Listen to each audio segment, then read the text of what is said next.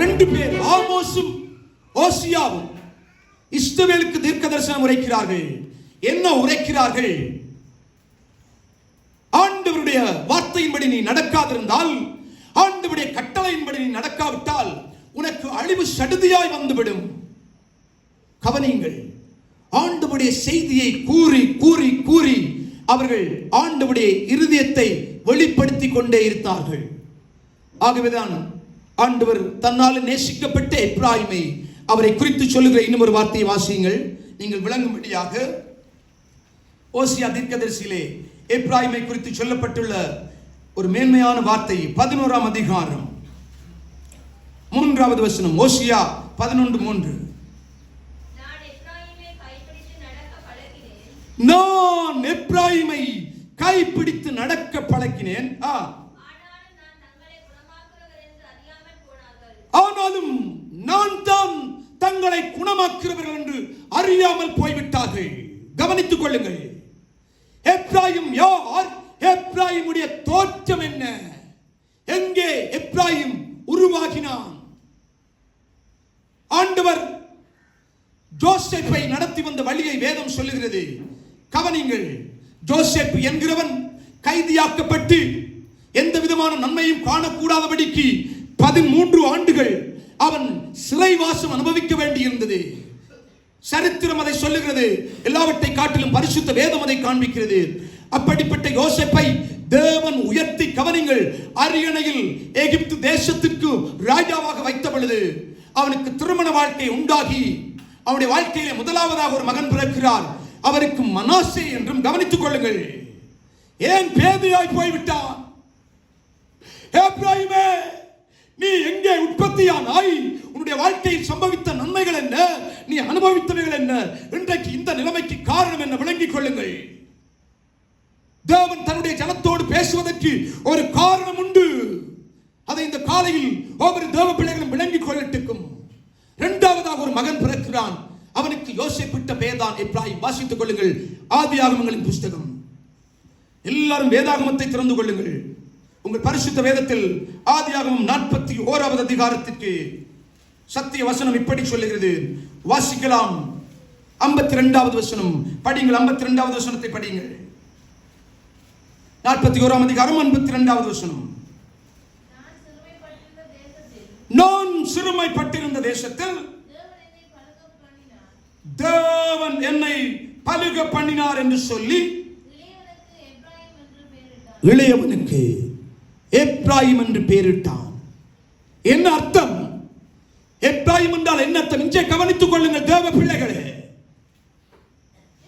நான் சிறுமைப்பட்டு, நான் ஒடுக்கப்பட்டு, நான் நெருக்கப்பட்டு இருந்த அந்த தேசத்தில் தானே தேவன் என்னை பலுக பண்ணினார் என்று சொல்லி, தேவன் என்னை செழிப்பாக்கினார் என்று சொல்லி தனக்கு பிறந்த 2வது மகனுக்கு எப்ராயிம் என்று பெயரிடுகிறார்.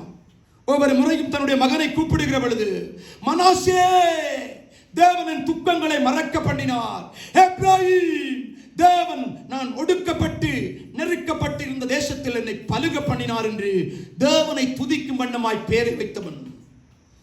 இந்த எப்ராயிம் எதிர்காலத்தில் அவன் ஒரு கோத்திரமாகவும் கோத்திர பிதாவாகவும் அவன் வாழ்க்கையில் வந்த பொழுது கானானுக்குள் பிரவேசித்த மக்கள் கூட்டத்திலே அதிகமான பலத்தையும் தைரியத்தையும் உடையவர்கள் இந்த எப்ராயிம் கோத்திரத்தினர். கவனித்துக் கொள்ளுங்கள், நான் ஒரு தீர்க்கதரிசன புஸ்தகத்தின் வசனத்தை விளங்கப்படுத்துவதற்கு நீங்கள் இந்த அடிப்படை சத்தியத்தை விளங்கிக் கொள்ள வேண்டும். என்ன அடிப்படை சத்தியம்?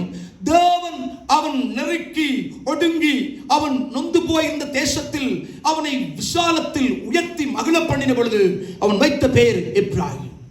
எப்ராயிம், தேவன் என்னை செழிப்பாக்கினார், தேவன் என்னை பெருக பண்ணினார், தேவன் என்னை பலப்படுத்தினார் என்று சொல்லி தேவனே என்னை கைப்பிடித்து நடக்க பழக்கினார். ஒரு தகப்பனுக்கும் தாய்க்கும் ஆனந்த பாக்கியங்களில் ஒன்று தங்களுக்கு பிறந்த கற்பத்தின் கனியை கரத்தை பிடித்து நடக்க பழக்குவது.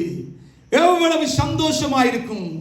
வாழ்க்கையிலே துன்பங்கள் மறக்கப்பட்டு இல்லாமைகள் நிலவினாலே கொல்லப்படாமல் போய் எங்களுக்கு ஒரு பிள்ளை பிறந்திருக்கிறது, எங்களுடைய பெயரை சொல்லுவதற்கு தேவனும் எங்கள் கற்பத்தை ஆசீர்வதித்தார் என்று சொல்லி தங்கள் செல்ல குழந்தையை பெற்றோர்கள் நடத்துவார்கள். அதுவும் ஒரு மூத்த மகனாயிருந்தால் கவனிங்கள், அதுக்கு ஆண் மகனாயிருந்தால் இன்னும் உற்சாகமாக சந்ததிகள் உருவாக்கத்தக்கதாக, சந்ததிகள் தோன்றத்தக்கதாக தேவன் தந்தார் என்று நடக்க பழகுவார்கள். அந்த விழுகையில் கூட நல்ல எச்சரிப்பாயிருப்பார்கள். விழுந்து விடக்கூடாது, அடிபட்டு விடக்கூடாது, சேதம் வந்து விடக்கூடாது. ஆகவேதான் ஓசியாவிலே சொல்கிறார், நான் உன்னை கரம் பிடித்து நடக்க பழக்கினதை கூட மறந்து விட்டார்.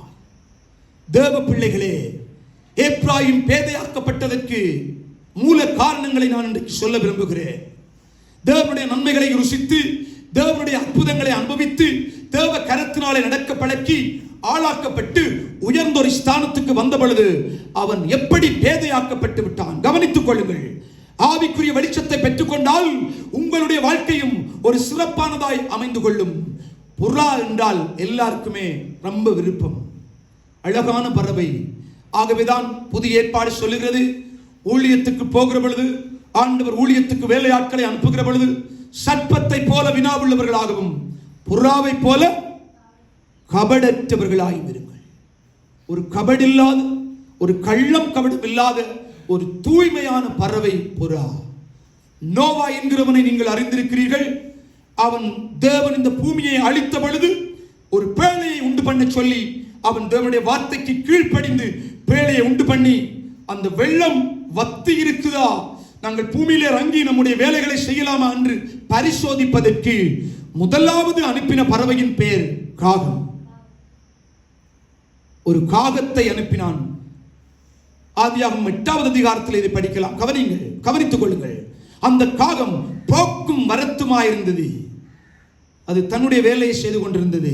அங்கே உள்ள மச்சங்களை, அங்குள்ள மாமிசங்களை கொத்துவதும் உண்ணுவதும் வருவதும் போவதுமாக.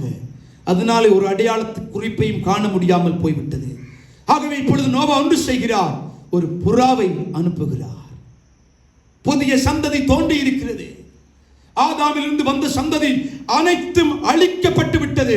வெறும் 8 பேர் மாத்திரம் காப்பாற்றப்பட்ட பொழுது அவர்கள் அடையாளத்தை கண்டுகொள்வதற்கு புறாவை அனுப்புகிறார்கள்.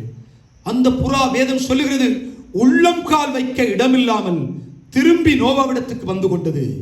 அந்த புறாவை அவன் தன்னுடைய கரங்களை நீட்டி அழகாக பேழைக்குள்ளே சேர்த்துக் கொள்ளுகிறான். மறுபடியும் 7 நாள் கழித்து புறாவை விடுகிறான். வெளியிலே வெள்ளம் வற்றி இருக்கிறதா பார்ப்போம் என்று அது பறந்து போய் வருகிற பொழுது ஒரு ஒலிவ இலையை கொத்தி வந்தது. சத்திய வேதம் சொல்லுகிறது. அதனாலே நோவா அறிந்து கொண்டான், நீர்மட்டம் குறைந்து விட்டது என்று. மறுபடியும் அவன் அந்த புறாவை விட்ட பொழுது அது அவனிடத்திலே வராமல் போய்விட்டது. ஒரு கால குறிப்புக்காக, ஒரு காரியத்தை அறிந்து கொள்வதற்காக கூட இந்த புறாவை வேதம் காண்பிக்கிறது பிள்ளைகளே. ஆனால் எப்ராயிம் பேதையாக்க போன ஒரு புறாவுக்கு அடையாளமாய் சொல்வதற்கு காரணம்,